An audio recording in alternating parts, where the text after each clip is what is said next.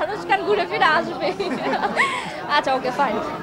যেটা হচ্ছে আরশ খানের সাথে আমার কাজ অবশ্যই আসবে ইনশাল্লাহ, বিকজ আমাদের তো অনেক অনেক ভালো একটা দর্শক আছে। আসলে আমাদেরকে দুজনকে খুব পছন্দ করে কিছু দর্শক। আরশ মানে তানিয়া বৃষ্টি, তানিয়া বৃষ্টি মানে আরশ খান, এটা আসলে হয়ে গিয়েছিল একটা সময়। সো আমি অবশ্যই কাজ করব, বেস্টটা পিক করে। সো আমি ডেফিনেটলি শাকিব খানকেই পিক করব, বিকজ উনি সুপারস্টার আমাদের দেশের। আরশের জায়গা থেকে আমার আর ওর আসলে সম্পর্কটা তো কি বলবো, আমাদের স্পেশাল একটা বন্ডিং ছিল। এখনও আমরা ফ্রেন্ড আছি খুব ভালো, বাট যেটা হচ্ছে যে ফ্রেন্ডশিপের সম্পর্কে তো একটু খুঁটিনাটি ঝগড়াঝাটি এই হইতেই থাকে। সো আপাতত আমাদের একটু ঝগড়া চলছে, ঝগড়া মিটে গেলে ইনশাল্লাহ আমরা কাজ করবো।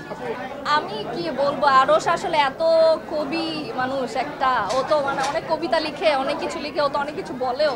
বাট হ্যাঁ, আমি আরশকে অনেকগুলো ঘড়ি গিফট করেছি, তার মধ্যে দুইটা অলওয়েজ পরে থাকে। সো ঘড়িগুলো আমার দেওয়া, কিন্তু ওই যে ঝগড়াঝাটির কারণে ও আসলে অনেক ধরনের কথা বলে। বাট আমি আরশকে বলতে চাই, প্লিজ এগুলো বন্ধ কর।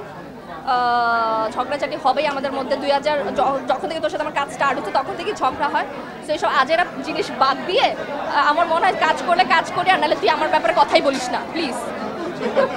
আচ্ছা, আমার কাছে যদি অপশন থাকে তাহলে ভাইয়া, মানুষ তো আসলে সবসময় বেস্টটা পিক করে। সো আমি ডেফিনেটলি শাকিব খানকেই পিক করবো, বিকজ উনি সুপারস্টার আমাদের দেশের।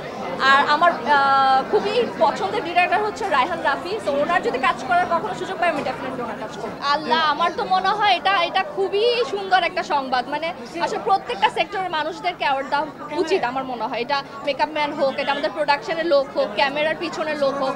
সো এটা যে স্টার্ট হয়েছে তার জন্য আমি খুবই হ্যাপি। আর আমি চাবো যে এটা আসলে প্রত্যেকটা ফাংশনে, প্রত্যেকটা অ্যাওয়ার্ড ফাংশনে যাতে এটা চলমান থাকে, এটা আমি আশা করব, চাবো।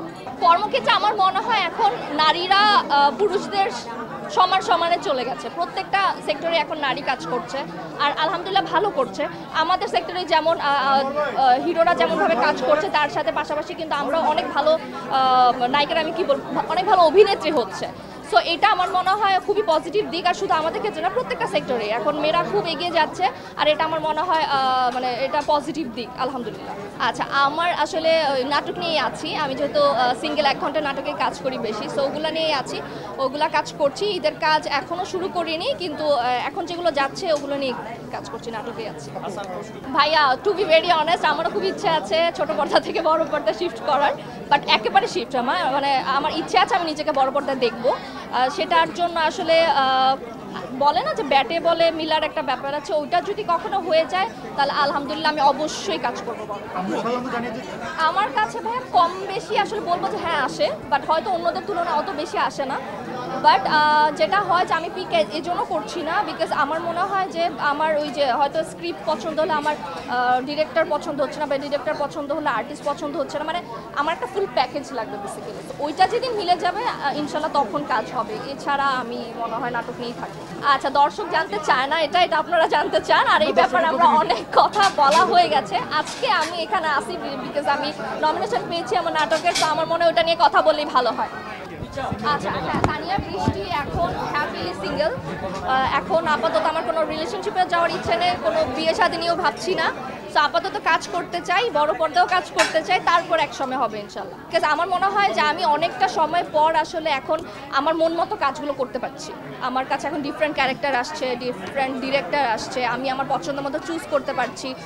মোশাররফ করিম থেকে শুরু করে সবাই আমার সাথে কাজ করছে, ইভেন আরশ খানও, মানে সবার সাথে আমি কাজ করতে পারছি। সো আমার মনে হয় যে এখন সম্পর্ক বা বিয়ে শাদী নিয়ে চিন্তা করার সময় না, মানে রাইট টাইম না। সো আরও কিছুদিন যাক, কয়েক বছর যাক, তারপর চিন্তা করবো।